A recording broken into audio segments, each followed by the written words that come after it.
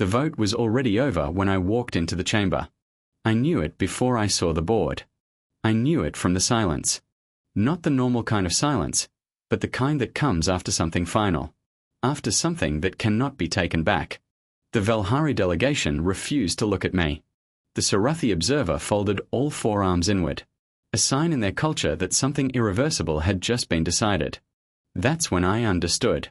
My name is Kai Murrin. I was 34 years old at the time, a junior liaison officer for the United Earth Diplomatic Mission. For 18 months, I had worked inside the Galactic Conclave, believing I was part of something fair. I believed in patience. I believed in reason. I believed truth would matter. I stopped believing all of that today, because Earth had just been judged, without a single human voice allowed to speak. The chamber of the conclave was enormous. A curved hall of pale stone, built for 61 species. Every sound echoed. Every breath could be heard. It was designed that way so no one could ever say, I did not hear what was decided here. At the center stood Director Adise Osai. She didn't move. She didn't react. She was watching the vote board like she already knew the result before it appeared. And then I saw it. 61 in favor. 0 against. 0 abstained. A perfect vote. A perfect sentence. Earth was being quarantined. Not destroyed. Not invaded. Contained. The decree said humanity was unpredictable. Aggressive. Too fast. Too independent. Too dangerous for galactic stability. So they decided to lock us inside our own system. No ships in. No ships out. A full containment field would be built in less than a year. I stood at the edge of that chamber, feeling 61 civilizations watching me. Some looked away. Some didn't care. Some looked like they were relieved. The decree had already been written long before the vote. That much was obvious. This was never a decision. It was a formality. The presiding voice spoke from above. The motion carries. Humanity is hereby placed under protective separation. Implementation begins within 1 standard year. The human observer delegation is dismissed. Observer. That word hit harder than anything else. We were never participants. We were never equal. We were just watched. Director Osai finally moved. She didn't speak. She simply closed her folder and walked toward me. Walk with me, she said quietly. And that moment, that was the first time I realized something was already happening on Earth. Something they had not seen coming. We left the chamber in silence. The doors closed behind us with a sound that felt too final, like something sealing shut on a world that had already been judged. Out in the corridor, I finally spoke. They didn't even let us speak, I said. No testimony. No defense. Nothing. Director Osai didn't look surprised. That was never the plan, she said calmly. I turned to her. That's not due process. That's not what the Conclave Charter promises. Her expression didn't change. Article 14 applies to full member species, she said. We were never granted that status. We are observers. The word observer again. Like a cage you're told is open, until you try to step outside it. I stopped walking. Through the wide corridor windows, Conclave Prime stretched below us, an entire world of light, cities, and order. 61 civilizations living as if nothing had happened. As if Earth had not just been removed from their future. So that's it. I said. We just accept it. Osai finally looked at me. Not with defeat. Not with anger. But with something else. Like she had already finished a conversation I hadn't even started. I didn't say that, she replied. Then she did something small. Something I didn't understand at the time. She pulled out a device, pressed a single key, and sent a message. No explanation. No context. Just one transmission moving out into the dark between stars. I would not learn what it was, until much later. But in that same moment the conclave finished its vote. Earth had already answered. That night, I couldn't sleep. I read the decree again and again. 40 pages. Perfectly written. No mistakes. No escape. Whoever built it had planned every possible objection in advance. It wasn't a reaction. It was a design. At 2 a.m., a message arrived. Secure channel. Unauthorized access. My sister. Nina. She was an engineer at a launch facility in the Kalahari. She was not supposed to reach me. The message was only 4 words. We are already moving, Kai. I stared at it. Then read it again. And again. Because those words didn't feel like news. They felt like confirmation. Like something already in motion long before I ever walked into that chamber. Outside the station window, Conclave Prime shined like nothing had changed. But something had. Something massive. Something hidden. Something Earth had already decided, before the vote even ended. I finally put the device down. And for the first time, I stopped looking for loopholes in their decree. Because I understood something far worse. There was never going to be a loophole. Only movement. I got up. Started packing my bag. Not because I knew where I was going, but because I suddenly understood something simple. Earth was not waiting to be saved. It was already acting. And somewhere far below the diplomatic station, millions of people were already doing the same thing. Without permission. Without announcement. Without asking the conclave for anything at all. And the word Osai had sent? I would only understand it much later. But it was not a warning. It was an order. And it had already reached every corner of Earth that I didn't go back to sleep. There was no point anymore. The decree was airtight. 40 pages of perfect language, built to close every possible door. And yet, it suddenly felt irrelevant. Because something else was already happening outside it. Something I didn't understand yet. Hours later, a message came through. Official channel this time. Earth Command Relay. Return immediately. No explanation. Just coordinates. When I arrived back on Earth, I didn't recognize it at first. Not because it had changed, but because of the noise. The constant, controlled, purposeful noise of a world moving as one system. Launch facilities operating 24/7. Convoys crossing deserts at night. Orbital traffic that never paused. This wasn't panic. This was planning at scale. My contact was Owen Calloway. Mid-40s. Tired eyes. Calm voice. The kind of man who had already accepted that the work he was doing was too large for most people to ever fully understand. He didn't greet me. He just handed me coffee. Then walked me straight into the operation center. The room was full of screens. Maps. Trajectories. Cargo lists. Fuel calculations. Biological archive. Colony modules. Everything connected. Everything moving. On one wall, a galaxy map. But it wasn't empty. It was marked. Dozens of green points spread far beyond conclave-controlled space. I stared at them. How long has this been planned? I asked. Owen didn't hesitate. Years, he said. We started probe mapping 9 years ago. I looked again. Before the vote. He nodded. Before it even happened. That hit harder than anything in the decree. We weren't reacting. We were already gone. We just hadn't finished leaving yet. Owen zoomed the display. More data appeared. Ships.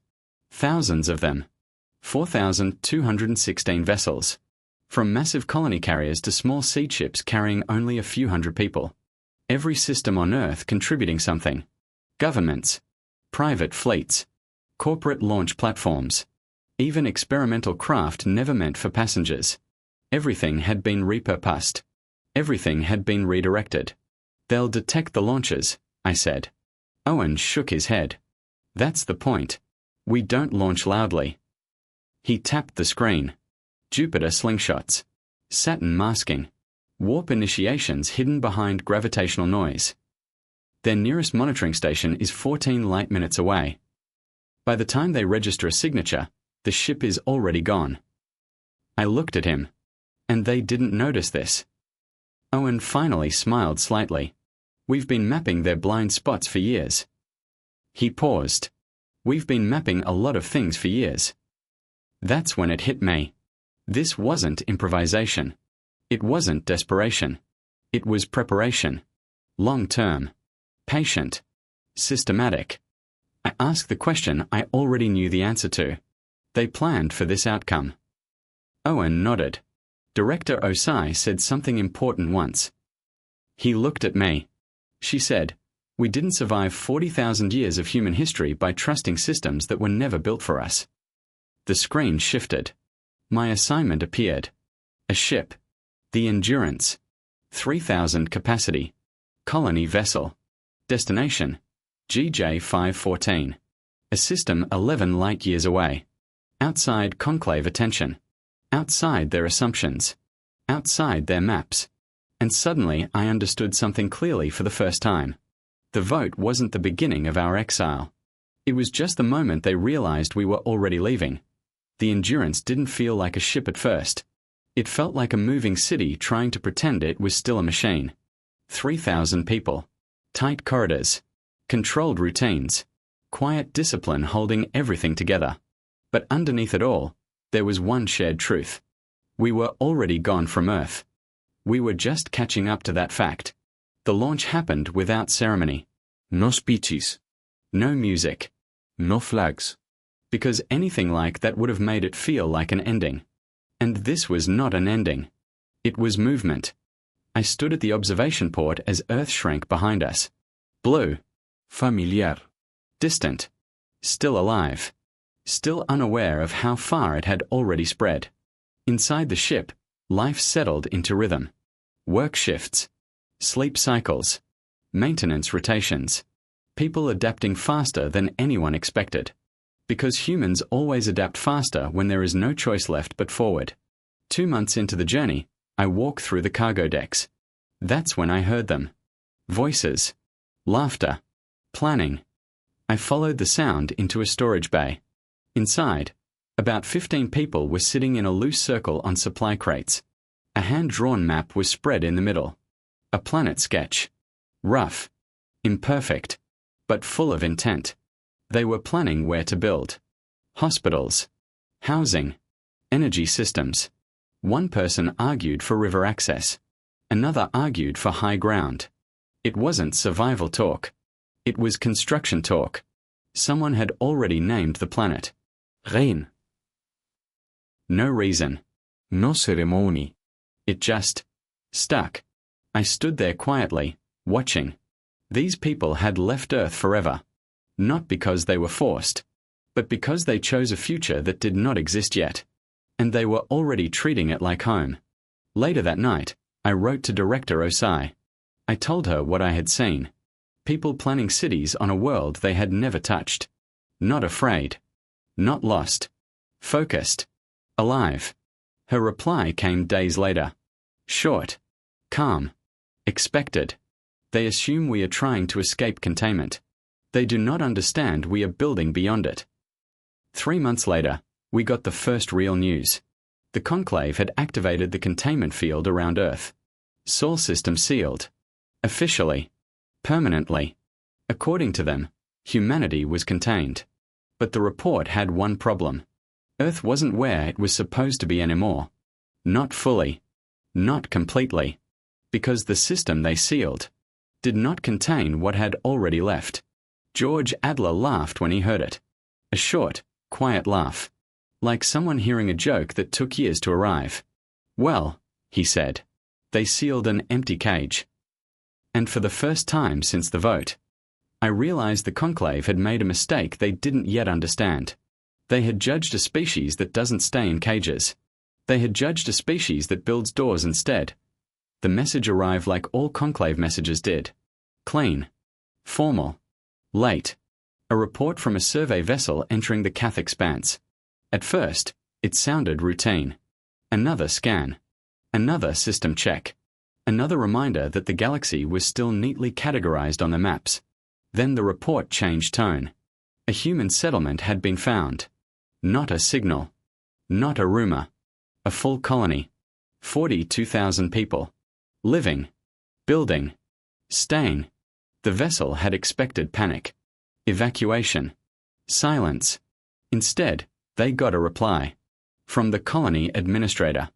A woman named Helen Marsh. The message was simple. Too simple. Hello. We are human settlers from Earth.